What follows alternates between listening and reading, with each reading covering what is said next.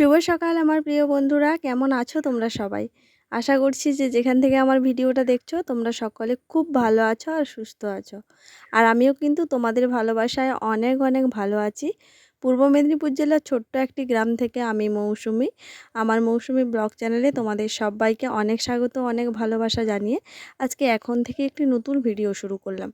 আশা করছি আজকের আমার এই ভিডিওটা তোমাদের অনেক ভালো লাগবে।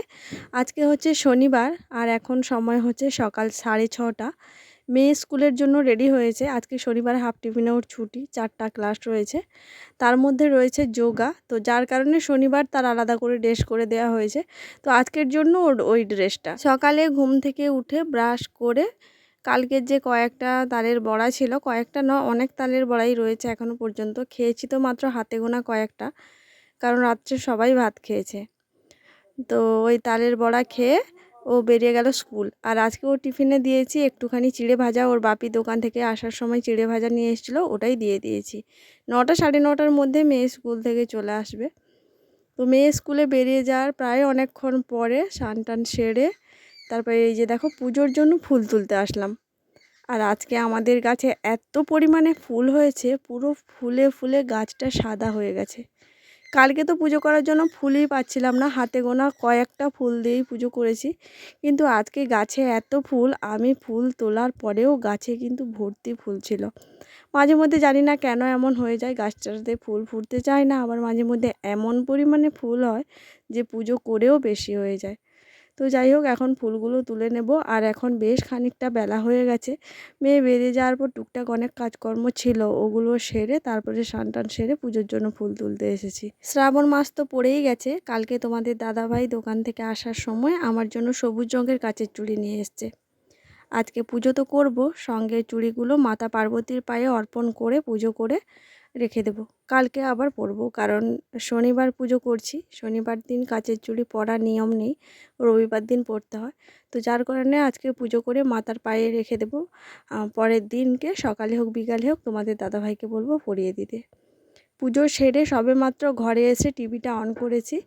আর দেখো বাটিতে আমার রয়েছে মালপোয়া আর তালের বড়া, মানে নিয়ে সবেমাত্র খেতে বসেছি। তারপরে দেখলাম যে মেয়ে স্কুল থেকে চলে আসলো, মানে আমি ঘরের কাজ গোছাতে পারলাম না, দেখো আমার মেয়ে স্কুল থেকে চলে আসলো। আর এসেই আমার থেকে পিঠের বাটিটা নিয়ে নিয়ে ওকে যে স্কুলে টিফিনে চিড়ে ভাজা দিয়েছিলাম ওটাই আমার হাতে ধরিয়ে দিল। ও এখন আমার পিঠেগুলো খাচ্ছে আর আমি ওর এই শুকনো চিড়ে ভাজাগুলো খাচ্ছি।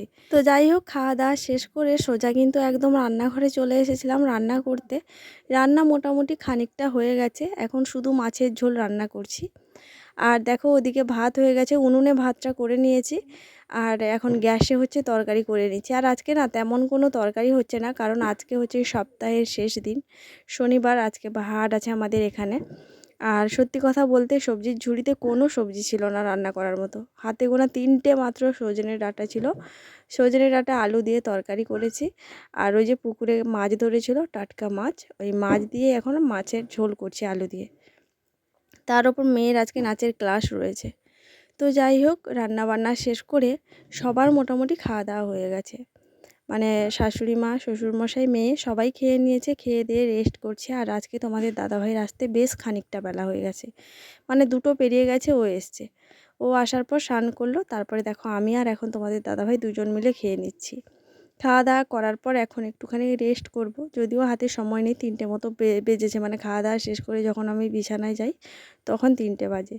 এখন 4:30 হয়ে গেছে, তাও একটু রেস্ট করার সময় পাবো। আজকে আবার শনিবার, পরের শনিবার হচ্ছে মেয়ের নাচের পরীক্ষা রয়েছে, মানে আজকে ক্লাসে অনেক ঝামেলা আছে, একটু আগে থেকেই যেতে হবে। তাই জানি না কতক্ষণ খাওয়ার পরে রেস্ট করতে পারবো বা আদৌ করতে পারবো কি না।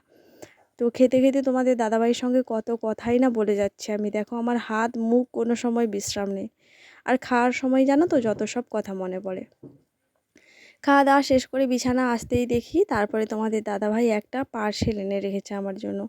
পার্সেলটা দেখেই তো আমি খুব এক্সাইটেড, মানে কেমন কি আসলো কি না আসলো, যদিও আমি জানতাম পার্সেলটার মধ্যে কি আছে, কিন্তু আজকে যে আসবে জানতাম না কি আছে, শুধু জানতাম। তবে আমার মুখের হাসিটা দেখেই নিশ্চয়ই তোমরা বুঝতে পেরেছো পার্সেলটা কিন্তু খুব সুন্দর এসেছিলো। আর আমি যখন এটা অর্ডার করেছিলাম না, অনেকগুলো রিভিউ দেখেই অর্ডার করেছিলাম, তাই মনে মনে একটু হলেও আমি জানতাম যে পার্সেলটা ভালো হলেও আসতে পারে।